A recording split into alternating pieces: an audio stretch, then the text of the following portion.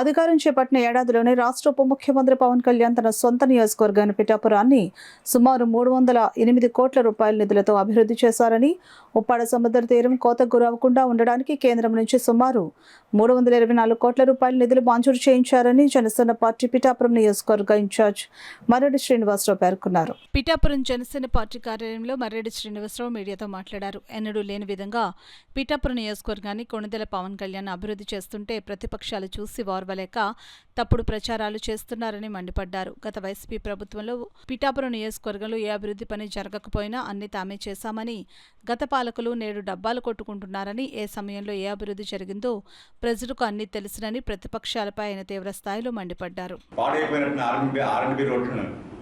11 కోట్లతోటి repair చేయడం జరిగింది. అది కాకుండా మరి నాబార్డు ద్వారా జిల్లా పరిషత్కి ఇంకొక 8 కోట్లు శాంక్షన్ అయింది. ఆర్ఎండ్బి ఆల్రెడీ 22 కోట్ల శాంక్షన్ వచ్చి ఉన్నాయి. సామలకోట ఉప్పాడ రోడ్ని జల్లూరు వరకు ఎక్స్పాండ్ చేశారు. ఇప్పుడు రిమైనింగ్ భాగంలో 16 కోట్లతో నిర్మించబోతున్నారు. 1 కాదు 2 కాదు, ఈబీసీ కాలనీ నిర్మించారు. గతంలో వీరి పాలనలో ఉండగానే వారందరినీ వేలాది ఇళ్లు కట్టి వారందరినీ గాలి కుదిలేసి కనీసం శుద్ధగడ్డ బాబు వస్తే రహదారి లేకుండా చేశారు. స్వయంగా మన ఉప ముఖ్యమంత్రి పవన్ కళ్యాణ్ గారు ఇక్కడికి వచ్చి వారి కష్టాలన్నీ చూసి తక్షణం 4 కోట్లతోటి శాంక్షన్ ఇవ్వడం జరిగింది. ఈవేళ బ్రిడ్జి నిర్మాణం జరిగింది, అప్రోచ్ల నిర్మాణం జరుగుతుంది. అదేవిధంగా సూరంపాలెం కాలనీ ఏర్పడి 30-40 సంవత్సరాలు అయింది. ఇవాళ వరకు వర్షం వస్తే బయటకు వచ్చే మార్గం లేదా వాసులందరికీ ఆ బ్రిడ్జ్ కూడా వీరు కేవలం ఎలక్షన్ ముందు ఏదో హామీ ఇచ్చి స్తంభాలు వేసి వదిలేశారు. దాన్ని ఈవేళ నిర్మాణం చేస్తున్నాం. స్కూళ్ళు 3 దశాబ్దాలుగా అవకాశం లేని పిల్లలు ఎంతో కాలంగా మనంతా కోరుకున్నటువంటి 3 కోట్లతోటి 27 స్కూల్స్లో బౌండరీ వాల్స్ నిర్మాణం చేయడం జరిగింది. అదేవిధంగా ఎప్పటి నుంచో పిఠాపురం వాసులు ఆశగా చూస్తున్నటువంటి 100 పడకల ఆసుపత్రి శాంక్షన్ చేయడం జరిగింది. అదేవిధంగా ఎంతో కాలంగా వేచిస్తున్న ఆర్ఓపి వేళ 56 కోట్లతోటి శాంక్షన్ ఇవ్వడం జరిగింది. 1 కాదు 2 కాదు, నిజంగా గోకులాలు 200 పైచిలకు గోకులాలు ఈ మన పిఠాపురంలో కట్టడం జరిగింది. అదేవిధంగా రాగానే పంట నష్టం వస్తే వేలాది మంది రైతులకి 10,000 చొప్పున చెల్లించడం జరిగింది.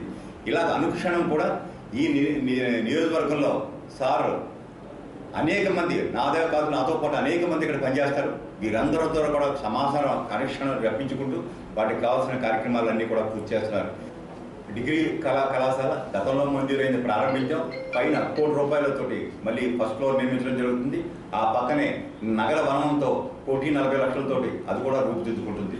ఈ రకంగా 1 కాదు 2 కాదు, కానీ ఎవరెవరో ఏదోతో మాట్లాడుతున్నారు. మేము ఎప్పుడో శాంక్షన్ చేయించాం, ఎప్పుడో తెస్తే ఇప్పటివరకు ఎందుకు ఆగినాయి, కనీసం శిలాఫలకం వేశారా అని అడుగుతున్నాం. ఈవేళ జరుగుతున్న వాస్తవాన్ని అంగీకరించండి, ఉన్న వాస్తవాన్ని వాస్తవంగా చెప్పండి. మేమేం డాంబికాల పలకం, ఏ పని చేస్తున్నామో అదే చెబుతాం. మేము ప్రత్యక్ష సాక్ష్యం. ఇక్కడ మేము చేసిన పని, మేము కొబ్బరికాయ కొట్టిన పనే మేము చేసింది అదే చెబుతున్నాం. అంతే తెప్పించి మా తాతలు తెచ్చారు, మా నేతలు తెచ్చారు, ఈ పగలపాలన్నీ కూడా శుద్ధ బేస్. నిజంగా వాస్తవం మాట్లాడండి, అప్రిషియేట్ చేయండి. ఈవేళ పిఠాపురం వాసం అంతా కూడా చాలా సంతోషంగా ఉన్నారు. వారంతా పవన్ కళ్యాణ్ ఎన్నుకున్నారు. వారు కోరుకున్న ప్రతి పని జరుగుతుంది. నిన్నో మొన్నో ఎవరో మళ్ళీ ఒక లెటర్ ఇచ్చారు మహానుభావులు ఎవరో కానీ ఇక్కడట ఒక కార్యాలయం లేదట, ఒక ఫిర్యాదు వినేవాడు రానట, కళ్ళు నుండి చూడలేని కబాదులు రండి వందలాది, నేనే కాదు పాడ ఆఫీసులో 100 కాదు. కాకపోతే వచ్చిన సమస్యల్లో తక్షణం పరిష్కారం కావు, దానికి కొన్ని విధానాలు ఉంటాయి, విధులు ఉంటాయి. కానీ ఎవరూ వెంటలేదు, ఇక్కడ ఎవరో లేడని చెప్పడం అంటే వీళ్ళంతా ఏంటంటే ఏదో రకమైనటువంటి దుఃఖంతో ఇక్కడ జరుగుతున్న అభివృద్ధిని కానలేక చేస్తున్న ప్రచారం. కానీ ఇది మన ఎవరికి కాదు. ఎవరేమనుకున్నా మేమేం చేయాలనుకున్నా చేసి తీరుతాం. పిఠాపురాన్ని రాష్ట్రంలో కాదు దేశంలోనే ప్రామాణిక నియోజకవర్గంగా నిలబెడతాం. 5 ఏళ్ల తర్వాత అభివృద్ధి చేసిన తర్వాతే ప్రధానికి ముందు మళ్ళీ ఓటు అడగడానికి